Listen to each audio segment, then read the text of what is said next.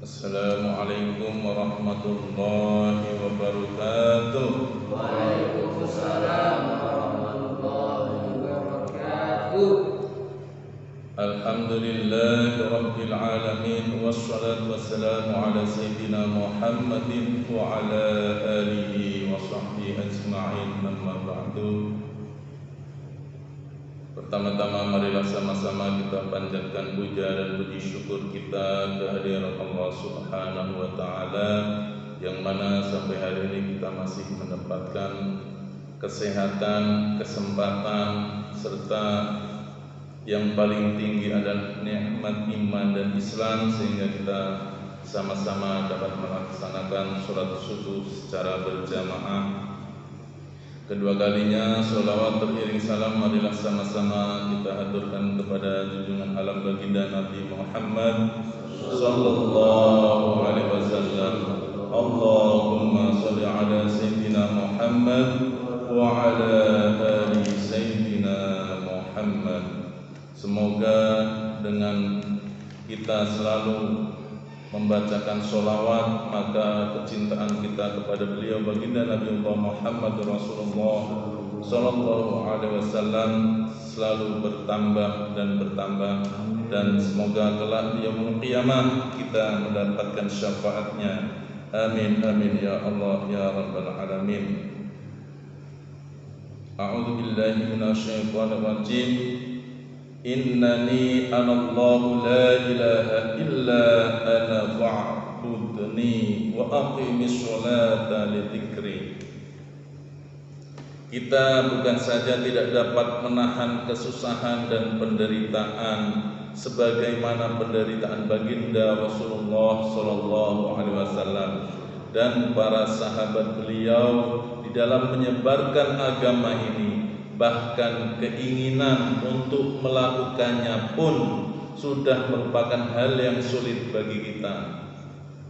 Kisah kehidupan mereka telah banyak ditulis dalam kitab-kitab tarikh atau sejarah, namun jangankan untuk mengamalkannya, untuk mengetahuinya pun kita tidak sanggup bersusah payah.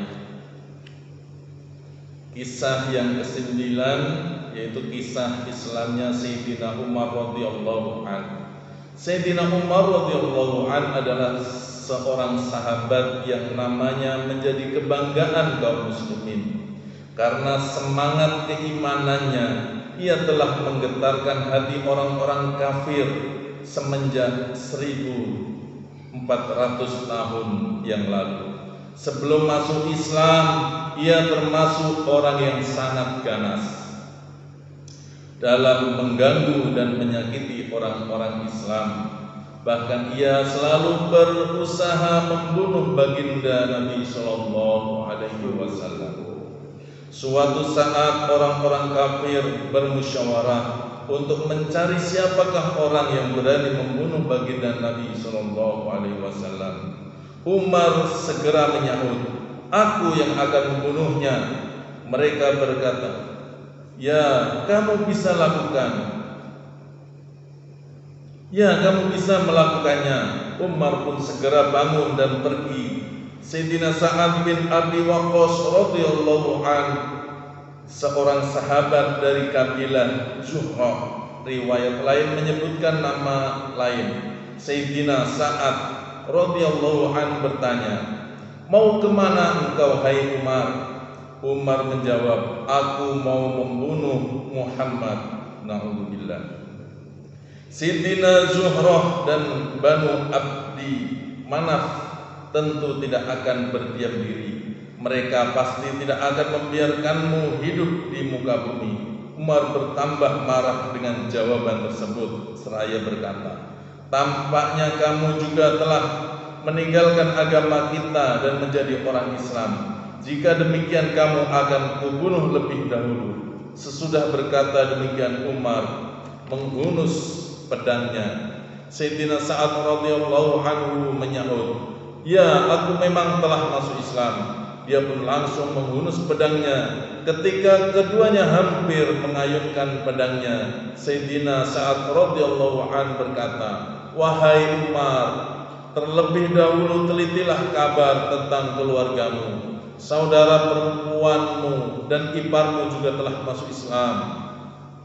Mendengar hal itu Umar amat marah dan langsung pergi ke rumah saudara perempuannya itu. Di sana Sayyidina Khabbab radhiyallahu an sedang mengajar Al-Quran kepada saudara perempuan Umar dan suaminya dalam keadaan pintu terkunci. Tiba-tiba Umar datang dan berteriak agar dibukakan pintu. Mendengar suara Umar, Sayyidina Khabbab radhiyallahu anhu segera bersembunyi ke dalam, sehingga lembaran-lembaran ayat-ayat Al-Quran tertinggal di luar. Kemudian saudara perempuan Umar membukakan pintu. Umar langsung memukul kepala saudara perempuannya dengan sesuatu yang ada di tangannya hingga berdarah. Umar berkata, "Kamu telah menjadi musuh dirimu sendiri. Kamu mengikuti agama yang buruk ini." Selanjutnya Umar masuk ke dalam rumah dan bertanya, "Sedang apa kalian dan suara apa yang kudengar tadi?" Iparnya menjawab, "Kami sedang mengobrol biasa." Umar bertanya, "Apakah kamu telah meninggalkan agamamu dan masuk ke agama baru?" Iparnya menjawab, "Bagaimana jika agama baru itu benar?" Mendengar itu Umar langsung menarik janggut iparnya dan menjatuhkannya di atas tanah, kemudian memukulinya sampai puas. Saudara perempuannya berusaha memisahkan mereka, tetapi Umar menampar wajahnya dengan keras sampai berdarah. Padahal ia saudara perempuannya sendiri. Saudara perempuannya berkata, "Hai Umar, apakah kami dipukuli hanya karena kami masuk Islam? Memang kami sudah masuk Islam. Apa saja yang bisa kau lakukan kepada kami, lakukanlah." Setelah itu pandangan mata Umar tertuju ke lembaran-lembaran ayat Al-Quran yang tertinggal di luar. Emosinya mulai mereda. Ia merasa malu atas sikapnya terhadap saudara perempuannya yang telah dibuatnya berdarah sedemikian rupa. Umar berkata, "Baiklah, tunjukkanlah kepadaku apakah ini." Saudara perempuannya menjawab, "Kamu tidak suci dan lembaran ini tidak boleh disentuh oleh tangan yang tidak suci." Umar pun mendesaknya, namun saudara perempuannya tetap enggan memberikannya jika ia belum mandi dan berwudu. Setelah mandi, Umar mengambil lembaran-lembaran tersebut dan membacanya. Ternyata di dalamnya berisi surat Toha. Ia terus membacanya hingga ayat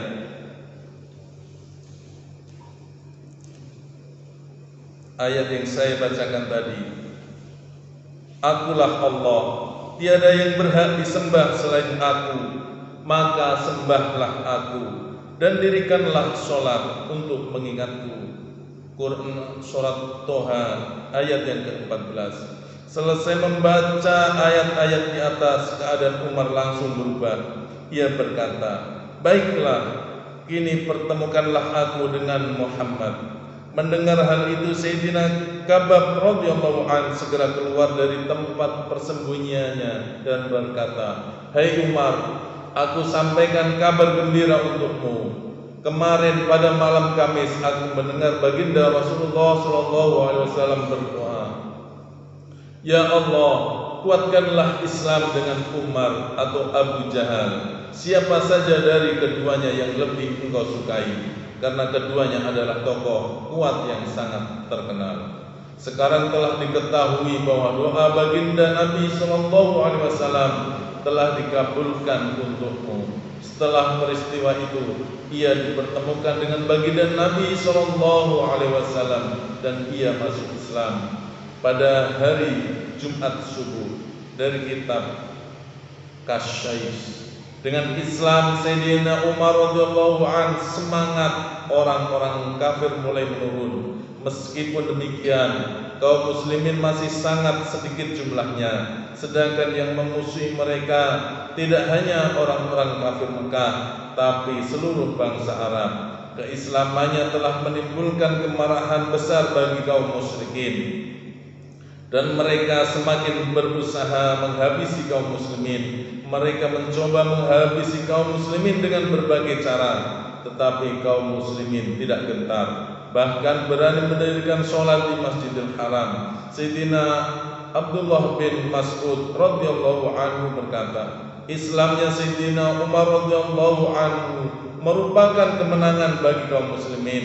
Hijrahnya Sayyidina Umar radhiyallahu anhu merupakan pertolongan bagi kaum muslimin, dan kekafirannya merupakan rahmat bagi kaum muslimin. Dari kitab Uzudul Ghaba.